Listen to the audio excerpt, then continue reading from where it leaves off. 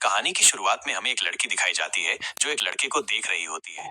इसी बीच वो लड़का भी उसे देख लेता है और बाहर आकर गाड़ी का गेट खोल देता है।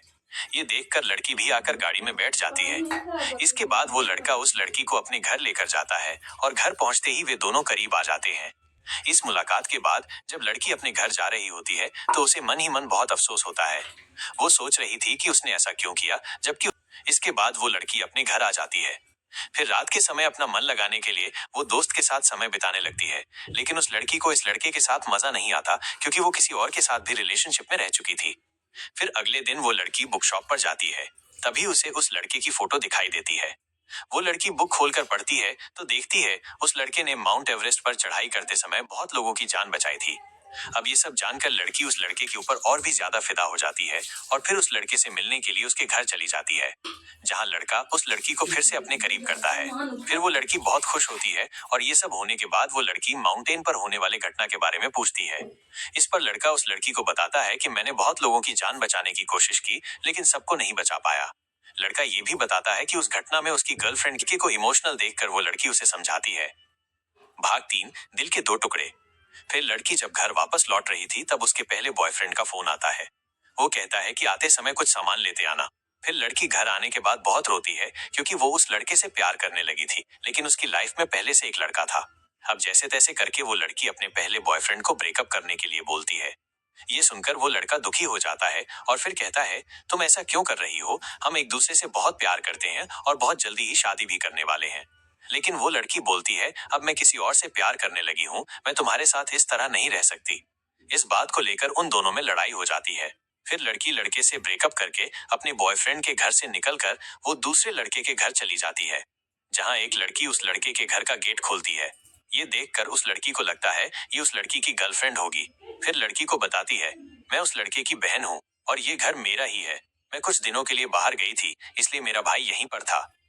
फिर वो लड़की उस लड़के के बारे में पूछती है तो वो लड़की अपने भाई के घर का एड्रेस दे देती है। फिर वो लड़की उसके घर जाती है लेकिन वो लड़का घर पर नहीं होता, इसलिए वो लड़की पूरी रात उसके घर के बाहर ही गुजारती है। थोड़ी देर बाद जब लड़का घर आता है तो लड़की को देखकर उसे गले लगा लेता है।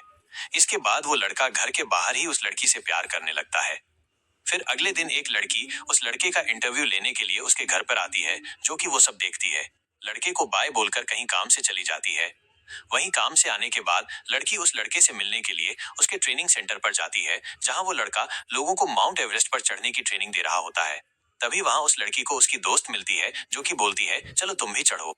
फिर तभी वहां वो लड़का आ जाता है और वो ज्योति को उस लड़की से दूर रहने के लिए कहता है। लड़के ने लड़की को ऐसा क्यों कहा, कहानी में आगे पता चलेगा। लड़का और लड़की को माउंट एवरेस्ट पर चढ़ना सिखाता है।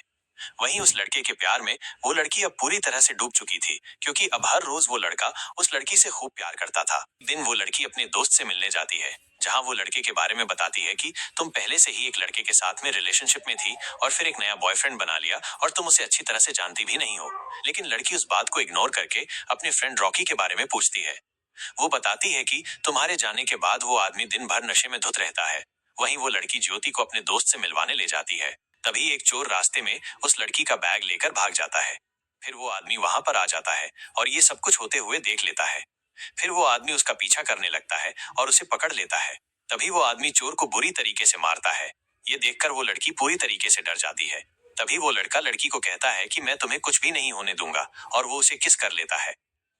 भाग 8, शादी और अनसुलझे रहस्य। अगले दिन जब वे दोनों शादी करने जा रहे थे तब उस लड़की को एक लेटर मिलता है और उसमें लिखा होता है कि तुम जिसे जानती भी नहीं हो उस लड़के से शादी करने जा रही हो। फिर तभी वो लेटर उस आदमी को दिखाती है तो वो आदमी उसे इग्नोर करने के लिए बोलता है। इसके बाद वो लड़का उस लड़की को एक चर्च में लेकर आ जाता है। फिर वे दोनों एक दूसरे से शादी कर लेते हैं।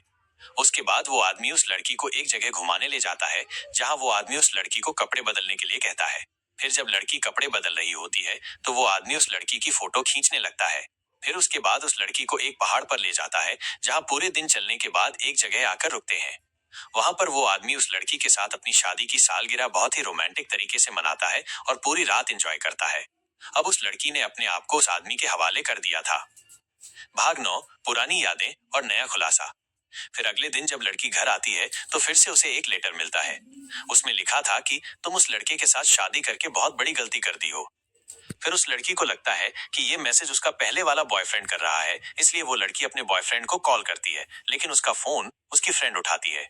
फिर लड़की समझ जाती है कि उसका बॉयफ्रेंड अब उसकी फ्रेंड के साथ में रहने लगा है, इसलिए वो उसे लेटर नहीं भेजेगा। भाग 10, संदेह और दर्दनाक सच। दूसरी सीन में वो लड़का उस लड़की को एक पार्टी में लेकर जाता है। पार्टी में वो आदमी जब बिजी होता है तो वो लड़की दूसरी लड़की के पास जाती है और अपनी सहेली को एक लॉकेट पहनाती है। ये देखकर उसकी सहेली बहुत खुश होती है।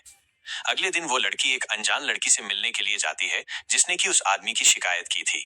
वो बोलती है कि उस आदमी ने मेरे साथ कुछ दिन पहले जबरदस्ती की थी। फिर लड़की उस आदमी के बारे में जब सोचने लगती है तो वो अनजान लड़की बताती है, कुछ दिन पहले जब हम वो आदमी पार्टी में गए थे और हम दोनों खूब डांस किए थे, लेकिन जब पार्टी खत्म हुई तो मैं अपने घर जाने लगी थी। उसी बीच आदमी ने मेरे साथ उल्टी सीधी हरकतें की। फिर उस आदमी ने कहा कि इस बारे में अगर मैं किसी को बताऊंगी तो वो मुझे जान से मार देगा।